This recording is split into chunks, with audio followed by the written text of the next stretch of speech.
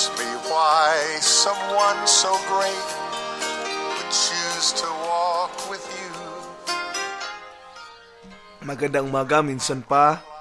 At welcome po sa ating programa, May Morning Mana with Pastor OG. Ang awitin po na inyong narinig ay Go Ask by Ivan Parker sa kanya pong album na The Best of Ivan Parker. Napakaganda po ng ginawa ng Diyos sa umagang ito. God moved mightily, and I believe God has a message for us this morning. Let's read our Bible without further ado. Sa aklat po ng Esther, no? Thank you, Jesus. Thank you, Jesus. Pwede po ba tayong manalangin sa umagang ito before we will start? Father in heaven, cleanse our heart, O God. Let your Spirit, O God, be upon us, continually moving, O God, in this morning. Guide us, O God, with this devotion.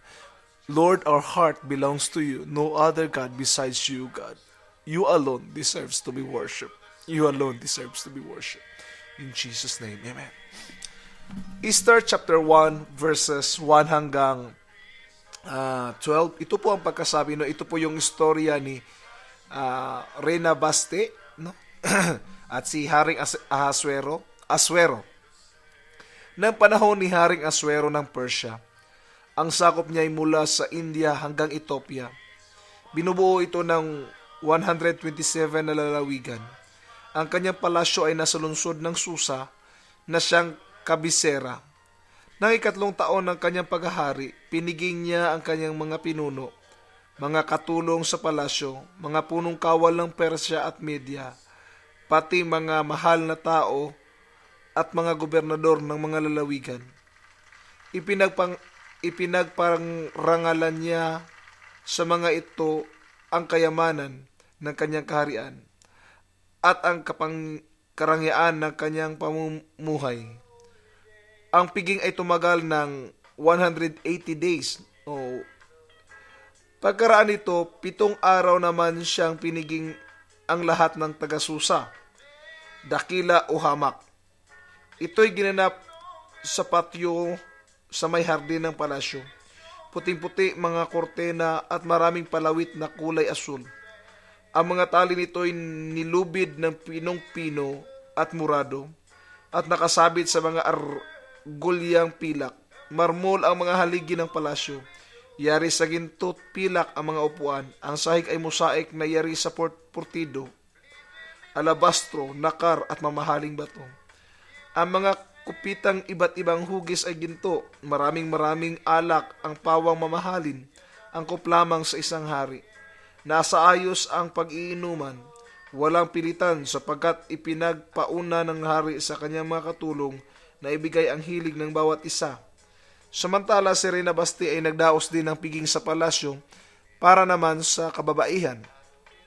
Nang 7 araw na ng pagdiriwang, medyo lango na ang hari, ipinatawag niya sina Mihuman, Vista, Harvuna, Bigta, Abagta, Zetra at Karkas, ang 7 yunukong nag-aasikaso sa kanya.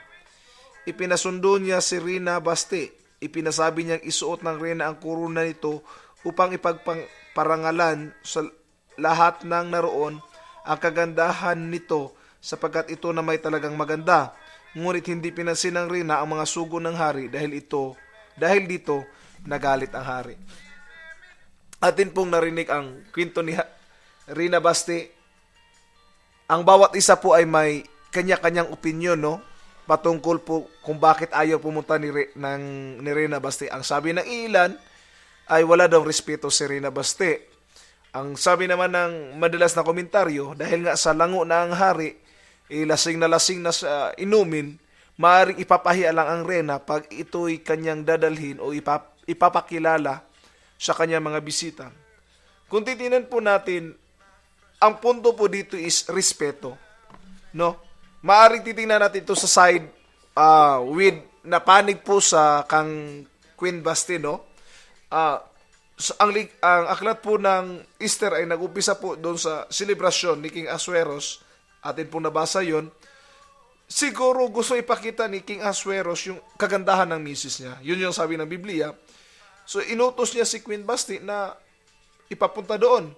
Kung sumunod si Queen Baste, maaaring pinahintulutan niya ang hari na i-degrade at hindi irespeto siya, no? Kung itatakwil niya naman, maaaring papatayin siya. Napakahirap po. Pero anong nangyari? Ayaw niya i-compromise yung karakter niya, no? Sa pag-decrease ng kanyang sarili bilang subject to the king or bilang as a property of the king. Isang courage yun para kay Queen Basti. Basti didn't want to compromise her character by being reduced to piece of property. Her desire for respect led to her banishment. At yun nga, pinalitan siya at nagpili ang hari at doon nga napili si Esther. But what we want to discover here is simple. Wala man tayong record kung ano ang background ni Basti, kung naglilingkod ba siya sa Diyos, pero yung courage siya ay nagpapakita ng bawat isa sa atin ay binigyan ng dignity ng Diyos at kailangan din natin irespeto ang bawat isa. Magandang point po ito. Ang keyword po o ang subject po natin na pinag-uusapan is respect. Respeto. Lahat po ng tao kung may respeto lang po, napakaganda po ng buhay, no? Irespeto ang opinion ng iba, irespeto ang kanilang mga pananaw. Kasi iba-iba naman tayo ng pananaw. But what we have to do is just to respect everyone, no? I-respect them and despite of the different views that we have. Kahit sabihin pa natin, kuan pastor, mali naman talaga . Kahit pa sa mali yung view nila, still irespeto natin sila. Bakit? Hindi po natin hawak yung buhay nila. Maaring ibahagi natin ang ating opinion at maaring hindi nila tanggapin. But still, we have to respect them. As God has created them in His image, we are all one in Christ Jesus. We are all one in this world. We are created by God. And if ever they won't respect your views, still, you have to respect, or we have to respect them. Show respect wherever we go. My heart, 'cause you know every fear and every doubt I cannot speak.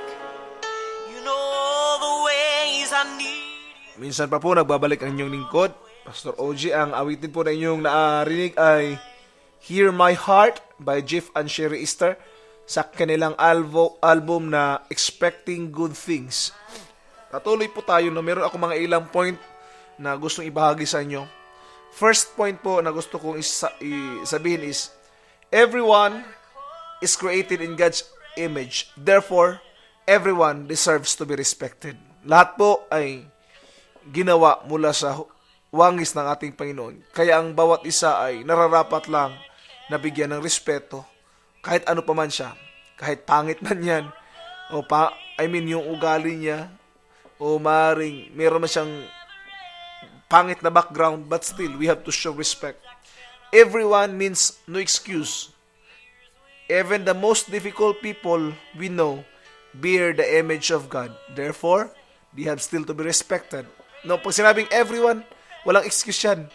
Pati yung amo mong masungit, pati yung taxi driver na collect sa'yo na hindi naman binibigay yung serbisyo.